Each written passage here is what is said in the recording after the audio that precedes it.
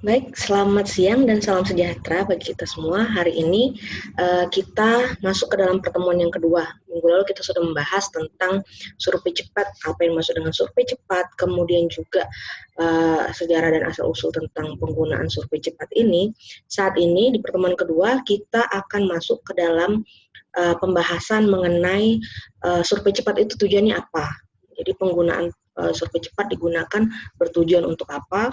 Kemudian yang kedua kita akan membahas tentang sampel dan populasi pada survei cepat, epidemiologi, dan yang ketiga beberapa kesalahan ataupun penerapan dalam survei cepat yang sering penerapannya keliru ataupun salah, sehingga kita untuk menghindarinya kita perlu beberapa pemahaman. Oke, kita akan masuk ke dalam share screen dulu ya.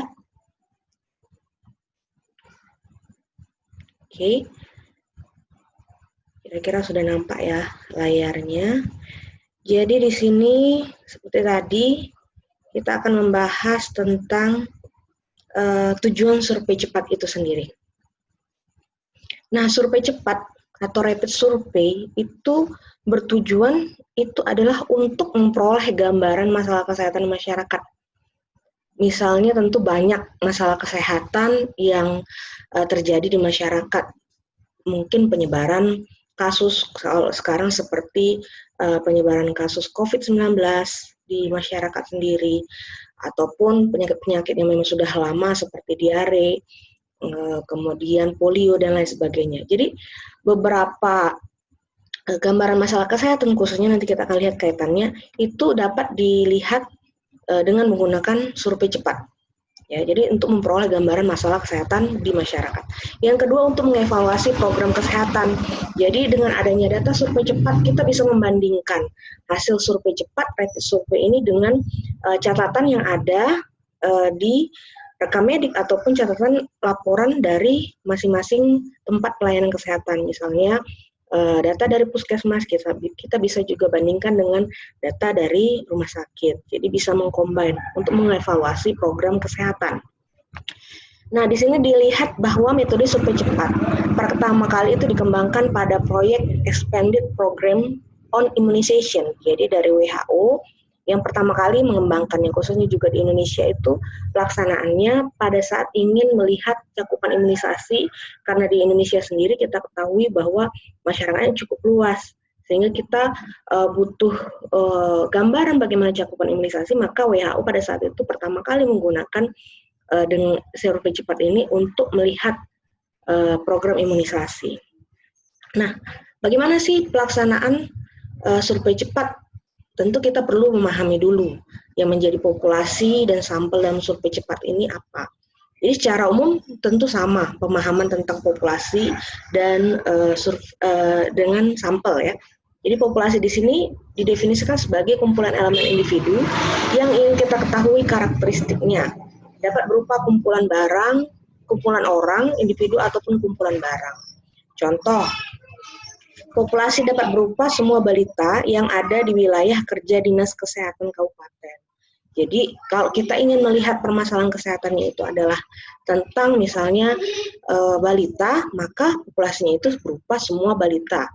Misalnya di wilayah kerja Dinas Kesehatan. Atau semua ibu hamil yang ada di daerah kerja puskesmas. Misalnya kita ingin melihat bagaimana cakupan pelaksanaan antenatal care ya pada ibu hamil, berarti populasinya adalah semua ibu hamil. Jadi ketika suatu daerah ingin diketahui tentang berapa besar cakupan imunisasi, berapa besar cakupan pemeriksaan antenatal, ataupun berapa besar proporsi anak balita yang kurang gizi, jadi ini apakah pertanyaan-pertanyaan seperti ini, data-data yang kita butuhkan ini dapat terjawab hanya dengan melihat data rutin SP2TP yang ada di pusat pelayanan kesehatan, yang ada di puskesmas. Kira-kira ada bisa terjawab tidak semua pertanyaan-pertanyaan seperti ini? Nah, contoh di sini. Misal kita ingin mengetahui cakupan imunisasi BCG di suatu kabupaten. Dikatakan maka pada suatu data rutin SP2TP yang dicatat adalah jumlah bayi yang diimunisasi di mana. Jadi kalau kita cuma ingin dapatkan kita ingin mengetahui cakupan imunisasi BCG di suatu kabupaten, tapi tolak ukur yang kita gunakan adalah hanya pada data rutin SP2TP yang ada di puskesmas, maka bagaimana yang cakupan imunisasi kalau misalnya si ibu membawa imunisasi BCG-nya pada saat itu ke pelayanan kesehatan swasta, misalnya dia ke bidan, praktek bidan ataupun dokter. Jadi dari sini kalau misalnya kita dapatkan cakupan imunisasi BCG sebesar 60%, angka ini adalah cakupan imunisasi BCG di puskesmas, bukan di masyarakat. Jadi kita perlu data lainnya seperti itu ya, tidak bisa hanya didapatkan jawabannya hanya dari data rutin SP2TP. Nah, masalah lain dari penggunaan data rutin ini terkait tentang kualitas data, ya. Kenapa? Tentu data yang dilaporkan terkadang laporannya kurang lengkap, ataupun misalnya kontinuitas pengiriman formulir kurang baik, ya. Itu sudah menjadi masalah umum di beberapa tempat, bahkan di Indonesia seperti itu. Berusaha menyederhanakan sistem pencatatan dengan pelaporan terpadu puskesmas SP2TP. Jadi ini perlu intinya adalah bisa diatasi dengan mencari sistem pengumpulan data lain yang non rutin untuk masalah-masalah yang non rutin. Nanti kita akan lihat kaitannya. Jadi di sini seperti tadi kita ingin mengetahui cakupan imunisasi BCG dari balita. Seperti itu contohnya tadi, itu tidak hanya bisa kita dapatkan hanya dari data rutin kalau kita melihat secara umum, misalnya di suatu wilayah kabupaten.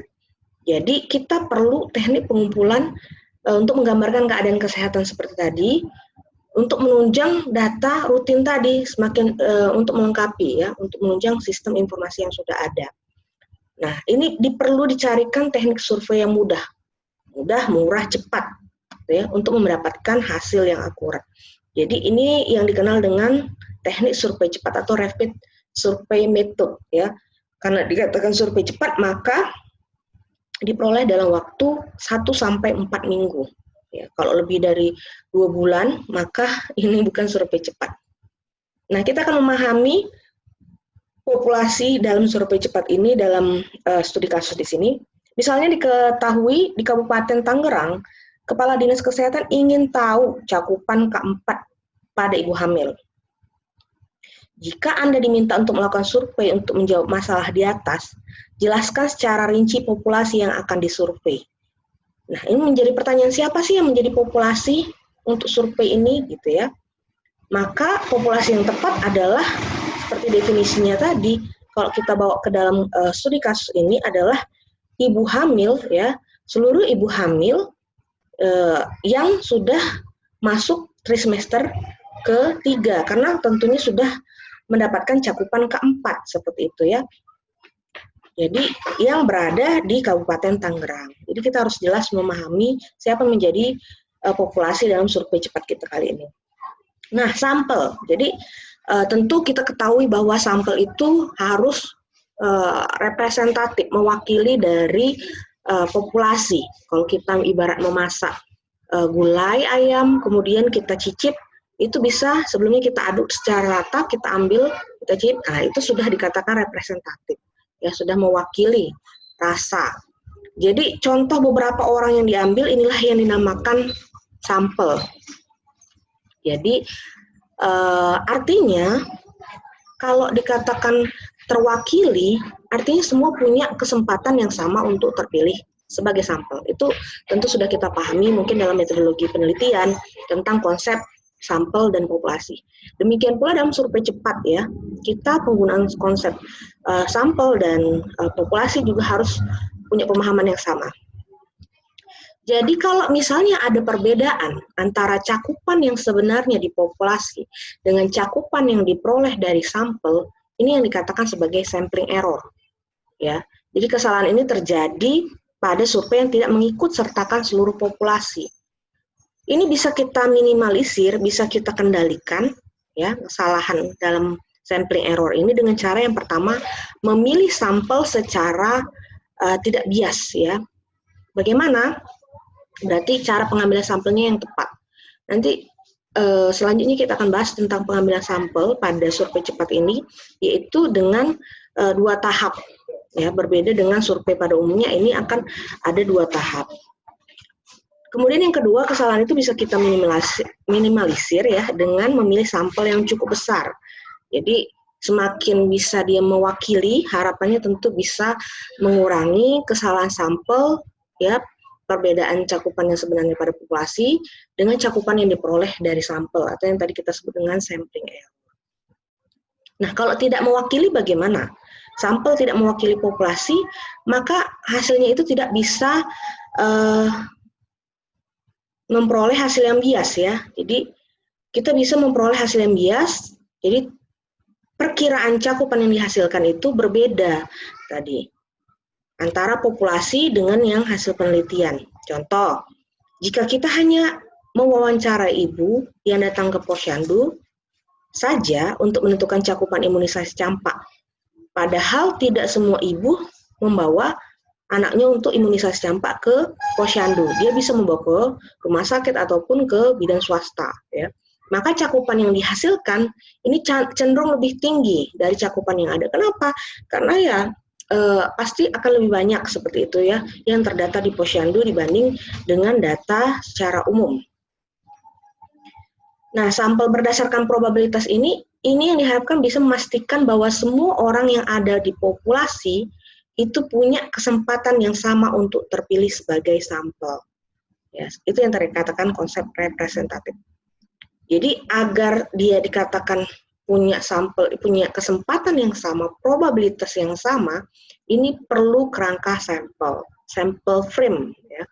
Jadi apa yang dikatakan kerangka sampel atau sampling frame ini adalah ya misalnya kita tadi mau melihat cakupan BCG pada balita, maka kita perlu daftar nama semua anak balita di daerah, misalnya kita ingin mengambil di satu kabupaten. Supaya apa? Supaya memang pada saat kita melakukan pemilihan sampel itu semuanya punya kesempatan yang sama karena semua masuk ke dalam kerangka sampel. Ya. Oke, selanjutnya jumlah sampel yang dibutuhkan pada suatu survei tergantung dari tujuan survei tersebut.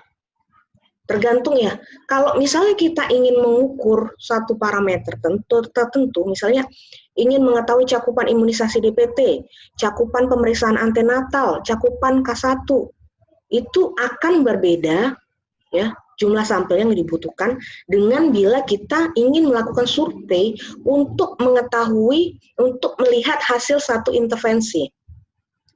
Ya. Jadi untuk tujuan ini survei dapat dilakukan sebelum dan sesudah intervensi di 2 daerah yang dilakukan intervensi berbeda. Jadi jumlah sampel berapa sih? Ya itu tergantung dengan tujuan kita apa dulu. Apakah kita hanya ingin mengetahui cakupan imunisasi contohnya, ya, atau kita mau melihat ataupun mengevaluasi. Jadi secara umum pada survei cepat umumnya dilakukan untuk melihat cakupan suatu program. Sebenarnya dikatakan bahwa WHO sendiri untuk melaksanakan survei cepat pertama kali itu untuk mengetahui terkait tentang cakupan imunisasi. Nah, rumus secara umum itu untuk menghitung jumlah sampel di sini memadai pada survei cepat itu secara praktis dia dapat dikatakan bahwa jumlah sampel sebanyak 30 kali 7. Ya, 30 klaster per desa ya. Jadi 7 orang tiap klaster atau desa. Misalnya klaster ini kita dalam konteks kabupaten, klasternya adalah desa, maka kita akan memilih 30 desa dulu. Nah, di masing-masing desa itu kita akan memilih 7 orang. Jadi 30 kali 7, 210. Nah, ini yang dikatakan kalau kita sudah memilih dengan sejumlah 210 dengan 30 klaster tadi, per klaster ataupun per desanya itu ada 7 orang, itu sudah mencakup untuk melihat cakupan kasus yang sering terjadi. Ya, kasus yang sering terjadi di sini misalnya dengan persentase 15-85%. Jadi hampir dapat selalu menggunakan jumlah sampel 210 orang, 30 kali 7 seperti dijelaskan. Tapi ini tidak sama seperti tadi, tergantung apa tujuan kita. Ya, kalau misalnya dia kasusnya tidak umum, ya kasusnya jarang terjadi seperti kusta, AIDS ya, dan untuk uji hipotesis, maka ini juga kita perlu menghitung jumlah sampel. Dengan menggunakan apa? Aplikasi G-Survey ya. Jadi nanti di pertemuan selanjutnya kita akan mencoba menggunakan aplikasi G-Survey ya untuk menghitung jumlah sampel. Nah, itu khususnya misalnya untuk kasus-kasus yang ingin kita ketahui itu untuk yang kasus jarang terjadi ataupun untuk uji hipotesis. Nah, seperti tadi dikatakan juga dalam pertemuan ini kita akan membahas apa saja bentuk-bentuk kesalahan yang sering terjadi dalam menerapkan metode survei cepat ini. Ya. Jadi yang pertama itu apapun makanannya, biasanya minumnya, ya itu prinsip ada iklannya ya. Tapi yang di sini adalah apapun tujuan dari survei cepat itu, biasanya pelaksanaannya itu orang nggak mau bingung, nggak mau capek-capek mungkin ya. Itu sering penggunaan besar sampelnya itu sama. Ya, 30 kali 7. Mau dia mau cari untuk mengetahui terkait penyakit AIDS, kusta, dia pakai 30 kali 7. Nah, ini yang berbeda, padahal seperti yang sudah dijelaskan tadi, jumlah sampel pada survei cepat itu akan bergantung dengan tujuan apa yang kita gunakan, ya, tujuan apa yang kita tetapkan seperti itu. Jadi yang kesalahan pertama, penggunaan besar sampel yang sama untuk setiap masalah kesehatan apapun. Yang kedua, masalah pemilihan klaster pada tahap pertama. Jadi yang dimaksud di sini adalah pemilihan klaster pada tahap pertama itu kan harus secara probability proportionate to size, ya, bukan acak sederhana. Ya, ini yang nanti mendasari kenapa program software yang digunakan itu adalah dengan EpiInfo, ya, tidak misalnya dengan menggunakan SPSS ataupun yang lainnya. Ya, jadi berbeda. Yang sering terjadi, tahap pertama untuk memilih klaster, orang menggunakan sudah ada kerangka samplingnya itu ya dengan acak sederhana biasa. Jadi hal ini perlu untuk menjaga agar tiap sampel punya kesempatan yang sama untuk terpilih. Yang ketiga, masalah analisis. Jadi khususnya berkaitan dengan penghitungan varians. Analisis ini harus dilakukan dengan formula yang sesuai untuk teknik sampel klaster 2 tahap. Formula yang digunakan untuk perhitungan varians pada teknik sampel non-acak sederhana itu berbeda dengan formula yang digunakan untuk teknik sampel acak sederhana. Jadi ada 3 masalah di sini. Yang pertama tadi penggunaan besar sampel yang sama untuk setiap masalah apapun kesehatan yang dinilai. Yang kedua, pemilihan klaster pada tahap pertama itu kesalahannya adalah sering menggunakan simple random sampling padahal diharapkan dengan probability proportionate to size. Yang ketiga adalah masalah analisis.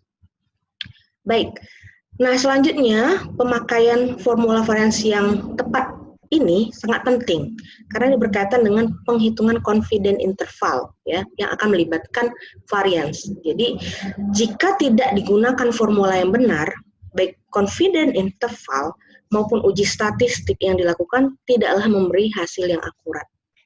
Jadi ini tentu berkaitan seperti tadi sudah jelaskan bahwa paket statistik apa yang tepat, nah, yang tidak tepat apa. Nah, yang biasa yang tepat itu adalah untuk penggunaan EpiInfo, ya, EpiInfo. Jadi kenapa? Karena dia tidak seperti yang lain. Kalau yang lain paket statistiknya itu dia menggunakan asumsi sampel acak sederhana. Sedangkan tadi kita pada tahap pemilihan klaster kita probability proportionate to size, itu ya. Oke, kita lanjutkan untuk metode sampel. Untuk metode sampel di sini semua orang di populasi harus memiliki kesempatan yang sama untuk terpilih sebagai sampel. Syarat dapat dipenuhi ini secara acak dari daftar semua orang di populasi. Jadi apa kendala penerapan cara sampel acak sederhana pada survei di tingkat kabupaten? Yang pasti yang pertama, kalau misalnya dicontohkan di sini ingin melakukan survei untuk mengetahui cakupan pemeriksaan antenatal, maka agar dapat memilih sampel acak itu sederhana, kita harus ada semua daftar ibu hamil, ya. daftar ini harus diberi nomor urut. Ya. Jadi yang paling menjadi kesulitan di sini adalah daftar subjek penelitian umumnya tidak tersedia, dan membuat daftar seperti ini memerlukan biaya yang cukup besar, waktu yang cukup lama. Nah, kalaupun yang kedua masalahnya adalah terpilih, misalnya di satu kabupaten itu dari ujung sampel pertama dengan ujung sampel yang kedua itu jaraknya itu sangat jauh. Nah, ini akan tentu menjadi satu kesulitan kendala bagi si peneliti, ya, karena harus melakukan perjalanan ke satu desa yang jauh hanya untuk mewawancari satu subjek survei. Nah, jadi karena ada kesulitan dalam penerapan cara acak sederhana pada penelitian survei, maka diperlukan cara sampel lain yang lebih praktis, namun tetap memenuhi kaidah sampel. Jadi WHO sendiri mengusulkan untuk survei cepat ini adalah cara sampel klaster 2 tahap. Jadi 2 tahap pemilihan sampel. Pada tahap pertama dia memilih klaster, untuk tingkat kabupaten klaster sama dengan desa, seperti tadi. Dan tahap kedua barulah dipilih subjek survei. Oke. Dan pembahasan terakhir kita hari ini adalah terkait tentang besar sampel, ya. Untuk menentukan besar sampel di survei cepat, kita perlu mempertimbangkan 2 konsep statistik. Yang pertama itu efek desain atau desain efek dan tingkat homogenitas, rate of homogeneity. Jadi secara singkatnya kita akan juga mengaplikasikan menghitung jumlah sampel, besar sampel yang dibutuhkan yang adekuat dengan menggunakan C-survey. Ini juga akan mempertimbangkan efek desain dan tingkat homogenitasnya, ya. Jadi yang dimaksud efek desain apa, atau yang sering disingkat DEF, itu rasio antara varians yang diperoleh pada teknik survei dengan sampel yang kompleks dengan varian yang diperoleh jika survei tersebut dilakukan dengan teknik acak sederhana atau simple random sampling.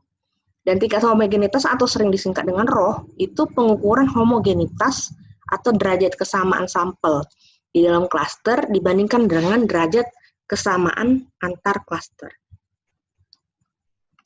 Oke, selanjutnya minggu depan kita akan membahas lebih rinci tentang penghitungan DEF dan ROH, ya. Jadi penggunaan penurunan rumus untuk menghitung mempertimbangkan standar errornya, dan untuk menguji kecukupan besar sampel apa saja yang perlu dilihat, estimasi besar sampel untuk survei cepat, dan nanti kita akan di pertemuan selanjutnya kita akan lihat kenapa sih sampel yang dibutuhkan itu minimal 210, pertimbangan dari segi statistiknya apa, ya. Dan juga kita akan berkenalan dengan penggunaan C-survey dalam pemilihan atau penentuan besar sampel. Jadi hari ini sampai sekian dulu, kita sudah membahas tentang tujuan dari survei cepat itu. Kemudian yang kedua, kita juga sudah melihat sampel dan populasi, ya, pada survei cepat dan penggunaannya bagaimana. Dan juga kita sudah melihat dari penerapan yang sering salah pada survei cepat supaya kita tidak keliru dalam menerapkan survei cepat tadi. Dan juga kita sudah membahas sekilas tentang besar sampel, ya. Apa pentingnya, dan sudah kita bahas dalam contoh kasus, ya, contoh kasus. Kira-kira aplikasinya penentuan populasi kalau kita melaksanakan survei cepat tentang cakupan K4, misalnya di Kabupaten Tangerang tadi. Dan harapannya jika ada pertanyaan bisa nanti di komen. Untuk pertemuan hari ini sampai di sini. Terima kasih atas kesempatan yang diberikan dan perhatiannya. Dan untuk pertanyaan nanti diharapkan kita bisa diskusi kembali di WhatsApp, ya. Dan juga terkait dengan persiapan untuk pertemuan selanjutnya. Kurang lebih saya mohon maaf. Terima kasih atas perhatiannya. Selamat siang.